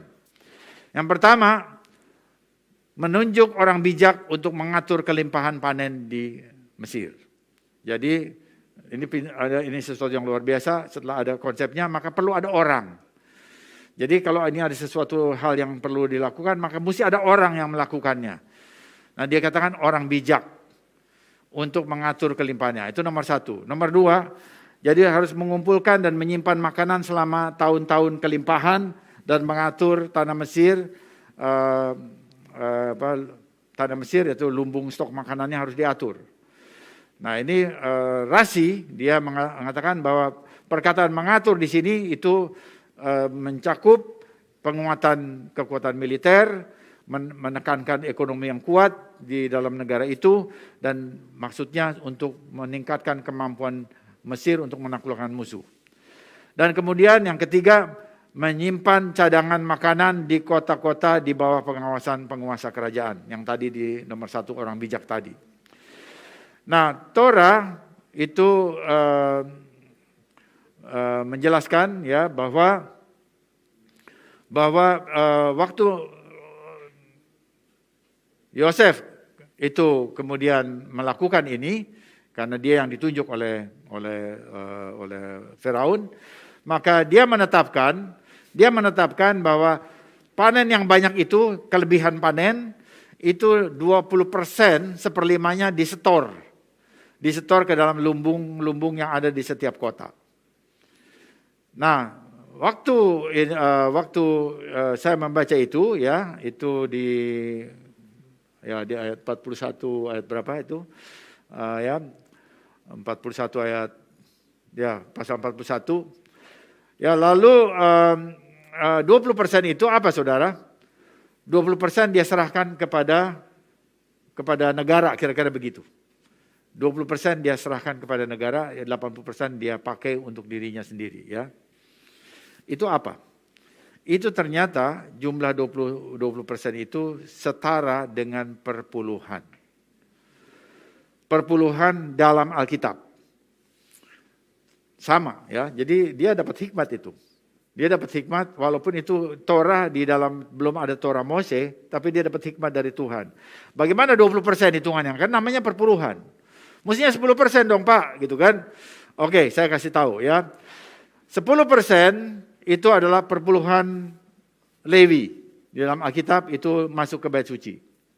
Ya, orang Lewi melayani di bait suci, 10%. Jadi tinggal 90%. Dari 90% itu diambil lagi 10%, artinya 9%, diberikan untuk hari raya. Setiap hari raya itu ada di sana, jadi perpanen diambil. Jadi hari Pesak itu panen jelai, Syafuot panen gandum, kemudian Sukot itu panen buah-buahan. Diambil 9%. Jadi berapa? 19%. 19% ya, karena dia pasti memberikannya perpanen. Barangkali tidak mingguan, tidak bulanan, tetapi perpanen karena masyarakat pertanian. Nah, lalu apa lagi? 19%, 2%, ada lagi sekarang, ada 2% lagi, yaitu adalah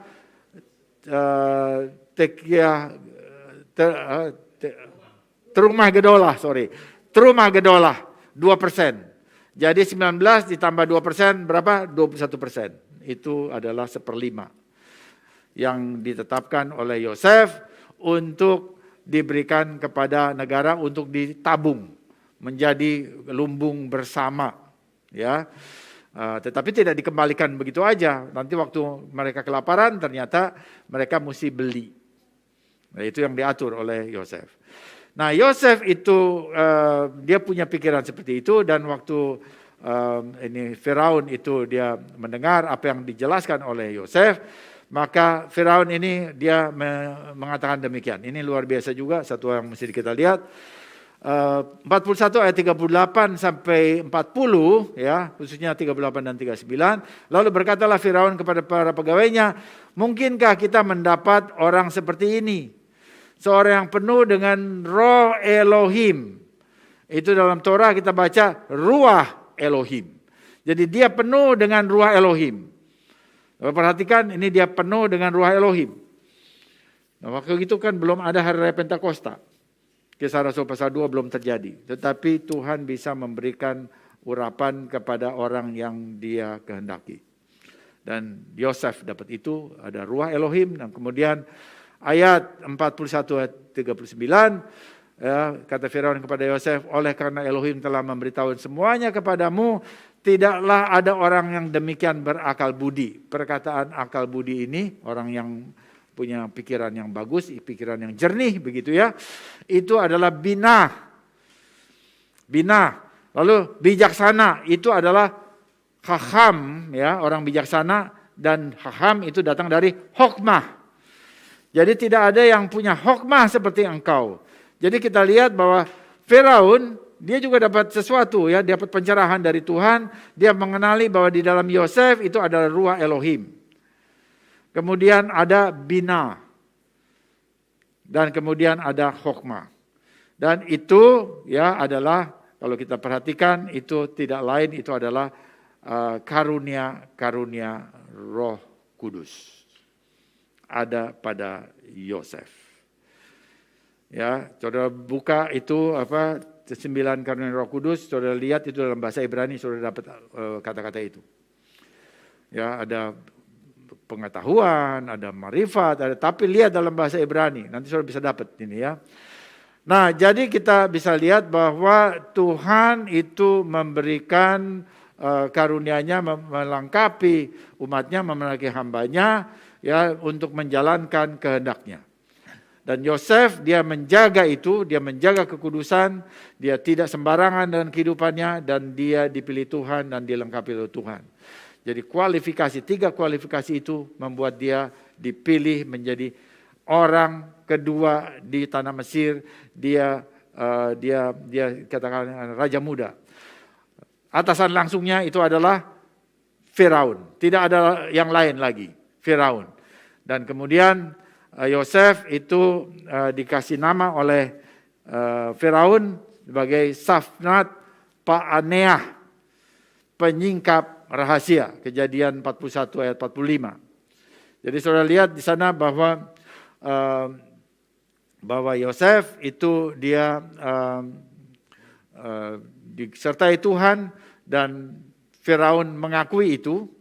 Bahkan Firaun melihat bahwa dia mempunyai kemampuan yang lebih daripada semua dukun-dukun Mesir, dan dia dikasih nama Safnat Paaneah, penyingkap rahasia.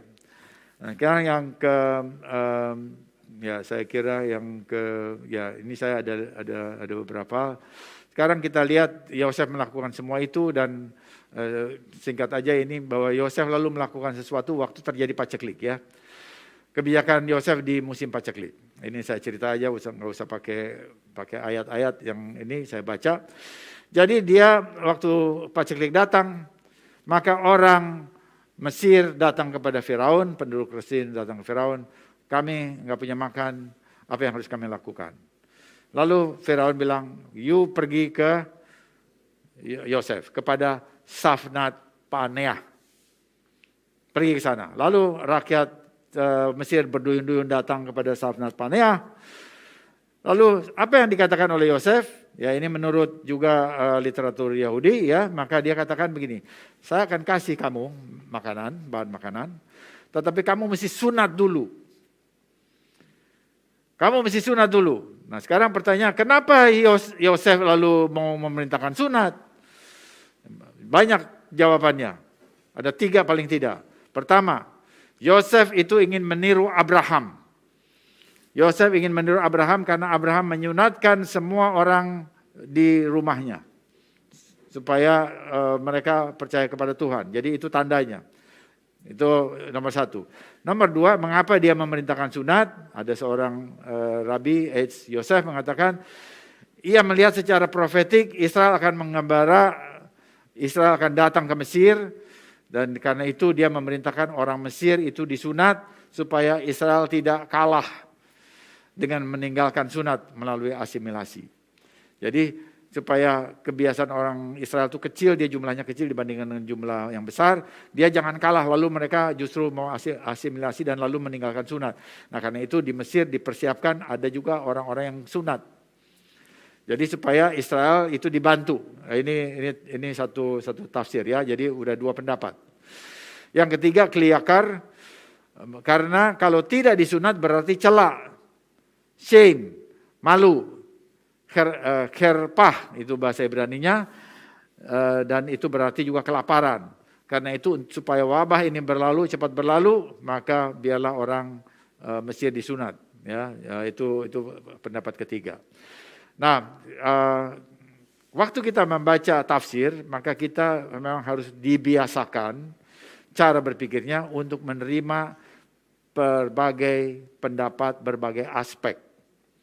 Ya, ini saya ingin supaya bertahun-tahun kita membaca Alkitab, tapi kalau saudara belajar Torah itu selalu dengan pikiran linier, saudara akan terus jadi seperti itu, ya, nggak berkembang. Jadi bagi saya ini semuanya bisa benar. Karena aspeknya berbeda-beda untuk sesuatu hal. Ya. Nah jadi kemudian lalu dari mana ini Yosef mereka para rabi itu menafsir seperti itu. Nah ini itunya alasan yang lebih mendasar ya. Mengapa para rabi bisa menduga Yosef memerintahkan sunat pada orang Mesir? Lalu ada Baal Tumim mengatakan, dari kalimat buatlah apa yang ia perintahkan kepadamu, dalam bahasa Ibrani-nya, Asher Yomar Lahem Ta'asu, 41 ayat 55. Nah, gematria dari kalimat itu ternyata sama dengan gematria Brit Milah. Katanya begitu ya. Jadi sama dengan Brit Milah. Nah, dari situlah kalau begitu ini dia memerintahkan membuat apa yang diperintahkan kepadamu itu sama dengan Yosef memerintahkan sunat. Nah, jadi kita lihat bahwa dengan sunat itu, kenapa dia memerintahkan sunat, lalu ini dipahami oleh lingkungan para rabi, bahwa ini membuka jalan bagi pendamaian antara Yosef dan Israel. Jadi Israel mesti datang ke Mesir, dan kalau mereka datang ke Mesir, mereka mesti disediakan satu lingkungan yang cukup mendukung mereka. Dan mengapa mereka perlu datang ke Mesir? Supaya antara Yosef dan saudara-saudaranya terjadi rekonsiliasi. Itu penting sekali. Nomor 2, mengapa Yosef menyuruh sunat? Ya, maksudnya untuk apa? Tujuannya untuk apa? Adalah supaya Mesir itu dibersihkan dari ketidakmurnian gaya hidup, termasuk perilaku seksualnya. Begitu ya. Dan kita lihat bahwa waktu Mesias datang, karena Yosef itu paralel dengan Mesias. Waktu Mesias datang, maka Mesias juga akan membersihkan bangsa-bangsa dengan menyunatkan hati mereka. Nah, perhatikan saudara, bahwa Mesias akan membersihkan bangsa-bangsa bukan dengan sunat jasmani, tetapi dengan sunat hati. Jadi ada paralelnya. Kalau Yosef itu membersihkan bangsa Mesir supaya mereka cepat berlalu dari kelaparan, ya. Sedangkan Mesias juga akan membersihkan bangsa-bangsa dengan menyunatkan hati mereka. Itu bisa dibaca dalam Kolose 2 ayat 11, Roma 2 ayat 28-29. Jadi ternyata ini apa yang dia perintahkan itu untuk mempersiapkan rekonsiliasi antara Israel yang nanti turun ke Mesir 70 orang, dan dengan Yosef.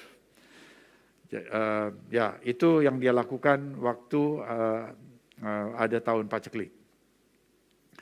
Yang ini yang sekarang yang berikut, yang kelima ya, yang kelima kita lihat ini ya, saudara-saudara Yosef datang. Saudara Yosef datang, dan waktu mereka datang, Yosef mengenali mereka, tetapi mereka tidak mengenali Yosef. Mengapa demikian, saudara? Mengapa Yosef mengenal saudaranya? Dia selalu ingat pengalaman dengan saudaranya, dia selalu ingat. Tapi saudara-saudaranya tidak bisa mengenal dia. Mengapa? Karena Yosef memakai cara berpakaian orang Mesir. Dan kemudian juga Yosef waktu dia berbicara sebagai Safnat Paneah, dia bicara dalam bahasa Mesir kepada saudara-saudaranya. Karena dia pejabat pemerintah Mesir, maka dia harus bicara dengan bahasa Mesir. Dan karena itu dia memakai seorang penterjemah. Sehingga terjadilah gap. Ada kesenjangan antara Yosef dengan saudara-saudaranya. Tetapi di sini kita lihat bahwa waktu Yosef dia menerima saudara-saudaranya, dia tidak membuat saudara-saudaranya itu menjadi dia tidak melakukan pembalasan, tapi dia memang membuat para saudara-saudaranya itu ditahan 3 hari. 3 hari karena alasan apa? Karena alasan mereka semua adalah mata-mata. Tetapi apakah itu serius? Sesungguhnya Yosef melakukan itu karena dia ingin mengorek informasi tentang bapaknya, tentang adiknya dari saudara-saudaranya itu. Dia perlu waktu. Karena itu dia kasih semacam klausul bahwa ini kemungkinan mata-mata harus ditahan 3 hari. Nah, angka 3 hari itu juga satu yang penting, karena dari seluruh Alkitab lalu angka 3 itu lalu terus-menerus datang ya. Dan ini lalu kemudian kita bisa melihat itu hubungannya Yeshua pada hari ketiga dia bangkit. Nah, jadi kita bisa lihat itu angka itu juga datang dari Torah, bukan tiba-tiba dari Brit Hadasa. Nah, Yosef tidak melakukan tindakan seperti pembalasan, dia tidak menyiksa orang itu atau memenjarakan mereka dalam arti yang sesungguhnya. Itu menunjukkan bahwa Yosef itu dia justru punya unsur belas kasihan kepada saudara-saudaranya, dan dia mampu menguasai diri. Nah, ini satu hal yang penting. Mampu menguasai diri. Dan di dalam Misnah ada satu ucapan dalam Pirkei Avot 4 ayat 1, siapakah yang disebut kuat? Siapakah yang disebut kuat? Jawabannya, orang yang mampu mengendalikan kecenderungannya. Jadi orang yang mampu mengendalikan kecenderungannya dia yang disebut kuat. Bukan orang yang marah-marah yang disebut kuat, tetapi orang yang mampu mengendalikan kecenderungannya. Bukan orang yang memberikan kata-kata yang tajam dan menyakiti hati, itu yang kuat. Tetapi orang yang mampu mengendalikan kecenderungannya. Dan kita lihat di sini bahwa Yosef dalam 3 hari itu ya bisa mendapatkan keterangan bahwa ayahnya masih hidup, ayahnya bahkan masih sehat, Benyamin tinggal bersama bapaknya, dan waktu orang-orang saudara-saudaranya ini dia lihat bagaimana Yosef lalu kemudian minta Benyamin itu dibawa ke Mesir. Pada waktu itu mereka terpukul karena bapaknya tidak mengizinkan Benyamin dibawa ke Mesir. Dan pada waktu itulah mereka ingat akan kejahatan yang mereka lakukan terhadap Yosef, adik mereka. Nah, disitulah mereka tertemplak ya, dengan semua kejadian itu mereka tertemplak sendiri tanpa Yosef harus menuding mereka. Dan di situ dikatakan oleh Ruben, Ruben mengingatkan mereka, dia katakan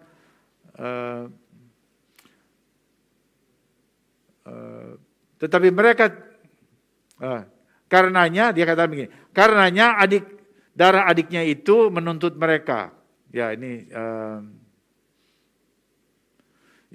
jadi Ruben mengingatkan bahwa dia sudah memberitahu kepada saudara-saudaranya, tetapi saudaranya tidak mau dengar mereka, dan sekarang darah adiknya itu menuntut mereka. Itu kata dia. Jadi ini suatu menunjukkan bahwa mereka sudah mulai menyesal untuk apa yang mereka lakukan terhadap Yosef. Nah, waktu mereka bicara sendiri, Yosef dengar, dan dia tahu sekarang ada penyesalan di hati para saudaranya. Tetapi saudara-saudaranya tidak bisa tahu bahwa Safnat Paneah itu Raja Muda Mesir itu mengerti apa yang mereka katakan. Sebab dia waktu bicara kepada saudara-saudaranya itu bicara dalam bahasa Mesir. Nah, kita coba lihat di Kejadian 42 ayat 23, tetapi mereka tidak tahu bahwa Yosef mengerti perkataan mereka sehingga mereka memakai seorang juru bahasa. Ya, nah saudara, kita lihat bahwa mereka sama-sama bersaudara, 12 anak Yakub, tetapi mereka sekarang berbicara seperti berjarak karena ada terpisah oleh budaya yang berbeda, yaitu bahasa yang berbeda. Sekarang di sini ini sesuatu nubuat, suatu nubuat akhir zaman juga, yang berhubungan dengan Mesias Yeshua. Jadi hubungan Yosef dengan saudara-saudaranya itu merefleksikan hubungan Yeshua dengan saudara-saudara Yahudinya, orang-orang Yahudi sekarang. Jadi orang-orang Yahudi sekarang belum mengenal bahwa Yesus orang Nazaret adalah Yahudi. Mengapa? Karena bangsa-bangsa pengikut Yesus, orang Kristen bangsa-bangsa pengikut Yesus mengatakan bahwa sekalipun Yesus itu diakui Yahudi, dia sudah meninggalkan keyahudiannya dan mendirikan agama baru yang namanya Kristen. Jadi suatu saat saya di Israel waktu itu bawa rombongan, lalu ada video ya pakai bahasa Indonesia.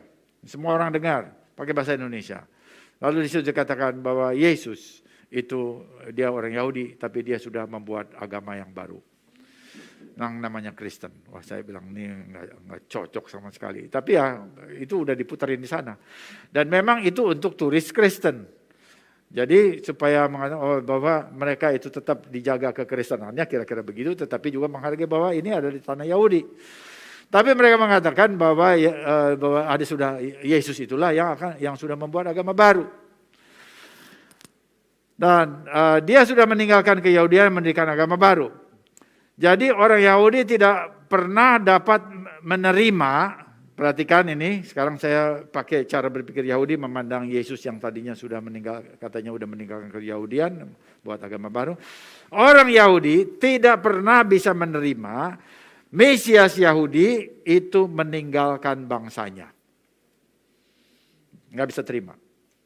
Sampai kapanpun nggak bisa terima. Karena di dalam Torah, kata di dalam Tanakh, Mesias itu justru membela Israel.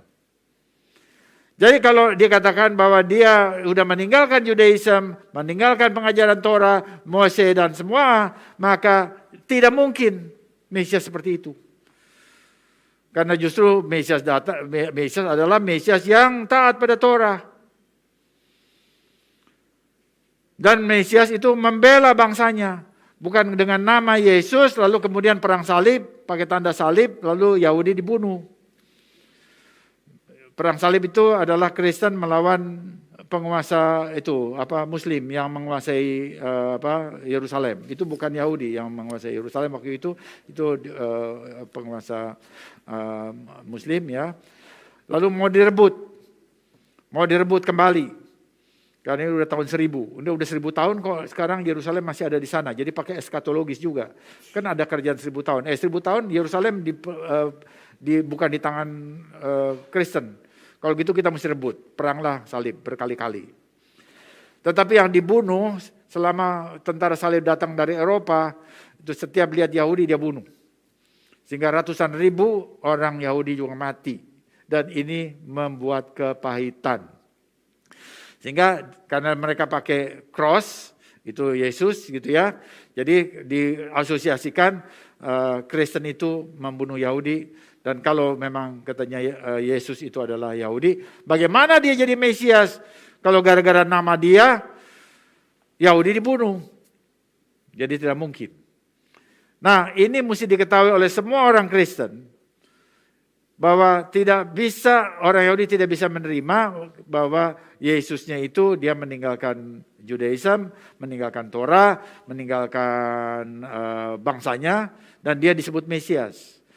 Karena itu kekristenan bangsa-bangsa tidak pernah berhasil membawa orang Yahudi percaya kepada Yeshua. Tidak pernah. Nah, sekarang saudara, ini kita bisa lihat ya juga ya di dalam pengajarannya, maka Yesus selalu ditampilkan sebagai orang yang non-Yahudi. Nah, ini saya mau sampaikan lagi dan minggu depan juga saya akan bicara ini lagi karena topiknya memang di sini, parasanya memang ini. Jadi apa yang diajarkan oleh Yeshua di dalam lingkungan Kristen? Yesus itu membatalkan Taurat. Dia mengajarkan makan makanan non-kosher. Dia dibaptis percik. Dia makan perjamuan kudus ala gereja dengan satu potong roti tawar atau wafer bundar, satu cawan kecil anggur. Dia sepertinya begitu.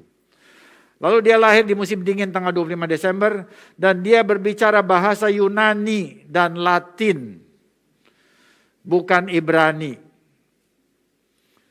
Dan dia telah menjadi Yeshua, dengan demikian maka bangsa-bangsa, kekristenan bangsa-bangsa telah menjadikan Yeshua dari Nazaret sebagai sosok Yunani Romawi.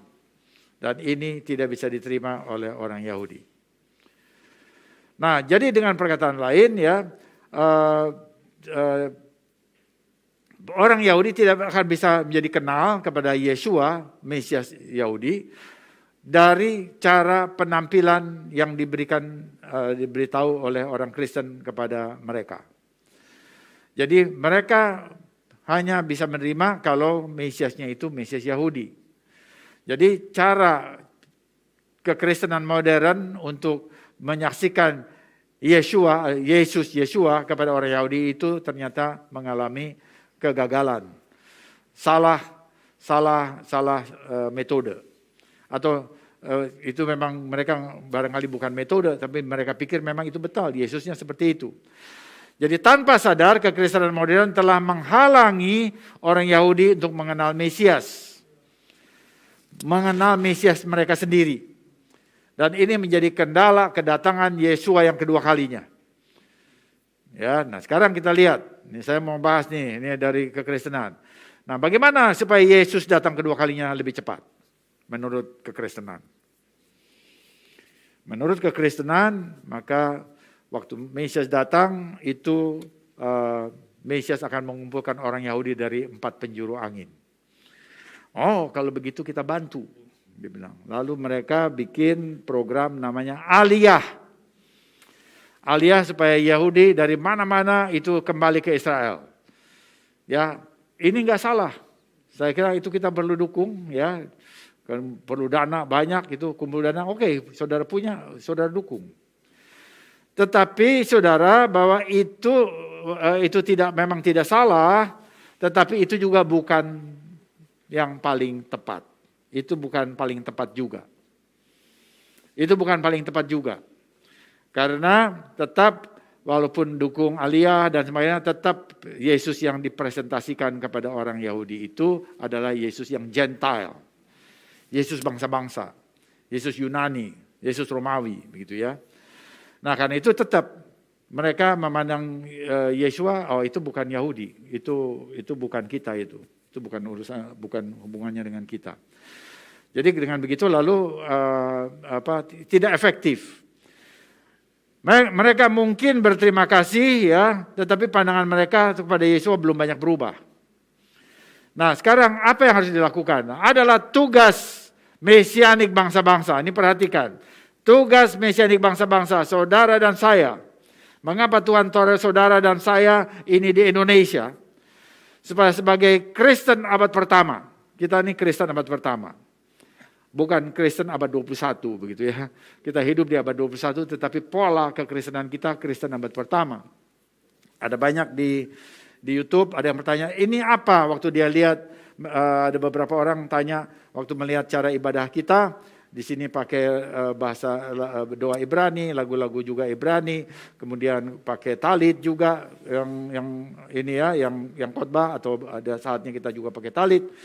Lalu mereka bertanya, ini Kristen atau Yahudi? Dia bilang begitu. Saya jawabnya begini, ini adalah mesianik, kita adalah Kristen abad pertama yang hidup di abad 21. Saya jawabnya begitu. Ya, jadi ini kita bisa lihat ya bahwa sebagai Kristen abad pertama itu apa? Mengapa saya katakan bahwa kita adalah Kristen abad pertama? Karena kita memang bukan Yahudi, kita adalah bangsa-bangsa, tetapi kita menghargai Torah. Kita percaya kepada Yeshua sebagai Mesias Ibrani.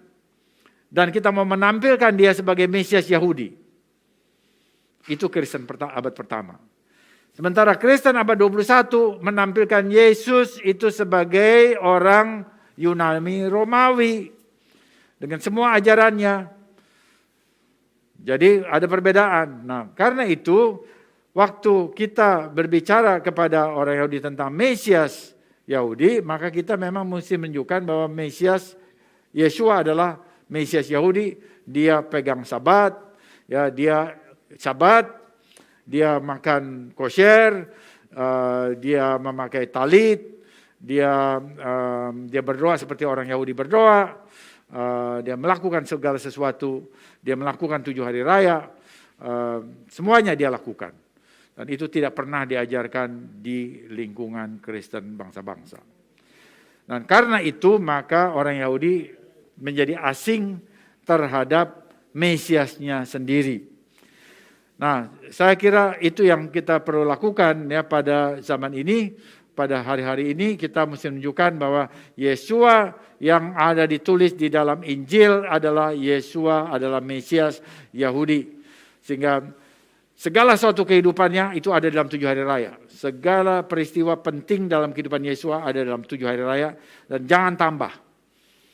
Jangan ada di luar itu. Ada di dalam 7 hari raya termasuk kelahirannya. Nah ini bagian yang terakhir saudara. Setelah semuanya lalu kita bisa melihat ya bahwa Kejadian 42 ayat 22, lalu Ruben menjawab mereka, ya ini yang tadi bukankah dahulu kukatakan kepadamu, jangan kamu berbuat dosa terhadap anak ini, tetapi kamu tidak mendengar perkataanku, sekarang darahnya dituntut daripada kita. Jadi mereka itu lalu menyesal, dan ini juga menjadi pelajaran bagi kita. Jadi kita bukan hanya belajar sejarah, kita belajar ini untuk berhubungan dengan Mesias, tapi juga ada sesuatu yang berhubungan dengan diri kita sendiri saat ini. Bahwa kita lihat di sini bahwa saudara dengan saudara itu kok bahkan saling membenci. Saling tidak melindungi satu sama lain. Padahal mereka saudara, satu ayah, tetapi mereka melakukan hal-hal yang buruk. Tetapi kemudian melalui pengalaman hidup, mereka mulai sadar, mereka mulai menyesal. Dan ini menunjukkan kepada kita semua sebagai anak-anak Tuhan, saudara-saudara dalam Tuhan, bahwa kita sebagai anak-anak Tuhan perlu menjaga hubungan antara saudara kandung dengan saudara kandung yang lain. Sesama saudara kandung perlu ada hubungan yang perlu dijaga. Itu nomor 1.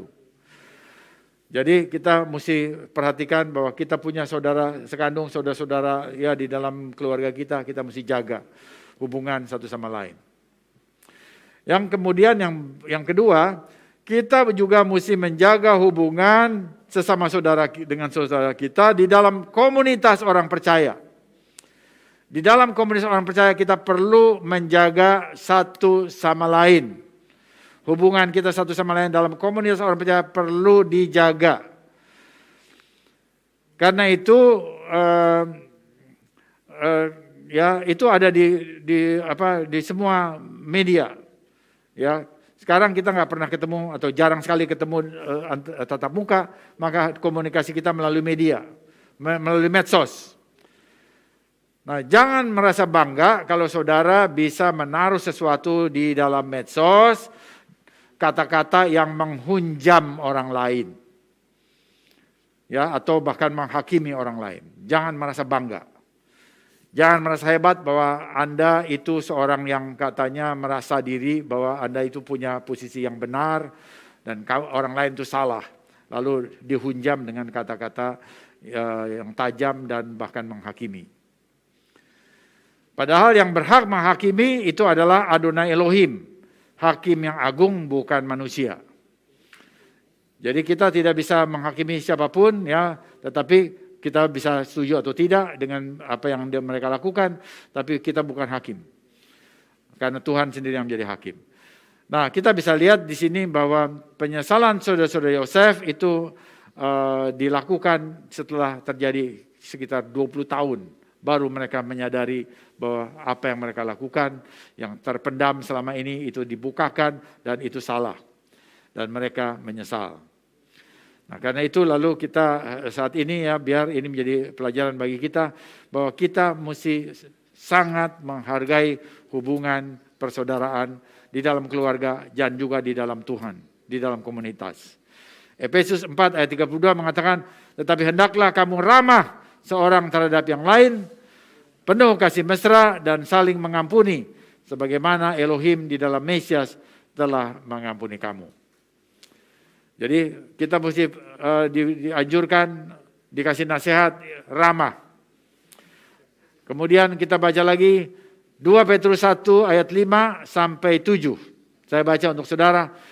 Justru karena itu, kamu harus dengan sungguh-sungguh berusaha untuk menambahkan kepada imanmu kebajikan, dan kepada kebajikan pengetahuan, kepada pengetahuan penguasaan diri, kepada penguasaan diri ketekunan, dan kepada ketekunan kesalehan, dan kepada kesalehan kasih akan saudara-saudara, brotherly love, dan kepada kasih akan saudara-saudara kasih akan semua orang. Jadi apa yang dikatakan oleh Rasul Simon Kefa, iman itu harus terus dibangun dengan apa? Pertama, tindakan kebajikan. Apa itu kebajikan? Kebajikan adalah perbuatan baik. Jadi iman menurut Petrus mendorong kebajikan yang adalah perbuatan baik. Jadi iman mendorong perbuatan. Itu teologi yang benar. Bukan iman lalu diam saja perbuatan lalu dipertentangkan perbuatan lawan iman. Itu pemahaman yang tidak paham akan kitab suci, akan pengajaran rasul-rasul. Jadi iman mendorong perbuatan yang baik. Itu dikatakan di sini ya, dengan kebajikan. Lalu setelah kita berbuat baik, lalu kita menambahkan lagi kepada iman pengetahuan. Apa itu? Firman, pengajaran. Pengajarannya ditambah. Bukan hanya mengatakan aku beriman, baru aku beriman, tapi tidak tahu apa yang diajarkan firman Tuhan. Dan itu riskan bagi akhir zaman. Karena terlalu gampang orang yang seperti itu pada satu saat bisa diselewengkan oleh ajaran-ajaran yang ada di mana-mana di HP saudara. Kemudian setelah itu dari iman juga ditambahkan penguasaan diri. Penguasaan diri adalah self-control. Mengendalikan kecenderungan. Rasanya ini udah gemes begitu ya. Nah saudara mesti bisa marah, saudara kendalikan. Penguasaan diri, itu self-control. Dan itu adalah bagian dari buah Roh Kudus. Kemudian iman juga ditambahkan ketekunan. Ketekunan itu apa? Ketekunan itu perseverance, itu keuletan. Orang yang beriman itu dia ulet. Bukan sebentar udah merengek dan kemudian jadi cengeng. Ya, kemudian jadi ngambek begitu ya. Bahasa Jawanya mutung gitu ya. Jadi mutung, enggak gitu. Iman enggak gitu, punya ketekunan, punya kegigihan. Kemudian ditambah lagi dengan kesalehan. Terhadap iman juga ditambahkan kesalehan. Kesalehan itu adalah godliness bahasa Inggrisnya, lalu itu kudus atau tertib. Dia punya ketertiban dalam kekudusan, itu kesalehan. Kemudian, nah ini yang saya maksudkan, bahwa setelah iman ditambahkan semua itu, lalu ditambahkan lagi di atasnya, kasih kepada saudara-saudara. Brotherly love, kasih pada sesama saudara. Jadi, kalau saudara punya iman, aku orang beriman, tetapi saudara hunjam saudara-saudaramu, tidak punya hubungan baik dengan semua saudara, sekalipun di medsos kata-katanya selalu tajam dan tidak bersahabat kepada sesama saudara, saudara ternyata imannya iman permulaan. Sekalipun engkau sudah barangkali puluhan tahun jadi Kristen, imanmu tidak bertumbuh artinya, karena tidak punya kasih persaudaraan. Baru setelah itu, setelah ada kasih persaudaraan, barulah kasih kepada semua orang. Itu yang paling tinggi. Kasih kepada semua orang, tidak membedakan agama, tidak membedakan suku, tidak membedakan apapun, kasih kepada semua orang. Nah ini perlu ditata. Ini adalah rencana Tuhan bagi kita semua, dan biar melalui parasa ini kita digugah, kita disadarkan bahwa kita perlu mengasihi sesama saudara kita mesti membangun iman kita sampai kepada tingkat kasih. Jadi dari iman kepada kasih pada persaudaraan, dan juga kasih pada semua orang. Amin. Mari kita berdoa. Bapa dalam surga, terima kasih ya Tuhan untuk anugerah yang Tuhan berikan kepada kami. Bahwa kami boleh belajar pada saat ini ya Tuhan, ketika Yosef mulai berjumpa dan mulai mempersiapkan rekonsiliasi mereka. Kami mohon ya Tuhan, supaya apa yang kami lihat di sana, ketika kedua kelompok bersaudara ini boleh berdamai. Demikian juga kami ya Tuhan. Kami ingin berdamai dengan sesama saudara kami dalam keluarga kami masing-masing. Saudara kandung dalam keluarga. Tuhan berikan pendamaian, rekonsiliasi kepada kami semua. Supaya di dalam keluarga kami masing-masing ada kedamaian dari Tuhan. Kedamaian Hamasiah. Hingga kami boleh menyatakan, mencerminkan bahwa kami adalah murid-murid Mesias Yeshua. Tetapi kami juga mohon Bapa, supaya Tuhan berikan pendamaian pada kami semua di dalam komunitas kami. Di dalam komunitas kami masing-masing. Tuhan berikan kerendahan hati. Tuhan berikan kasih ya Tuhan, supaya dengan kasih yang kami terima dari Mesias Yesua, kami boleh mengasihi sesama saudara dengan kasih persaudaraan, bahkan membawa kami kepada kasih kepada semua orang. Dan dengan demikian, dunia mengetahui bahwa Mesias hidup di dalam kami bagi kemuliaan Bapa di surga. Dan mohon Ruah Kodes akan memimpin kami dalam tindakan-tindakan sehingga kami mencerminkan apa yang Tuhan kehendaki di dalam kehidupan kami pribadi, lepas pribadi, dan juga di dalam komunitas kami masing-masing. Terima kasih Bapa, di dalam nama Mesias Yesua kami berdoa dan mengucapkan syukur. Amin.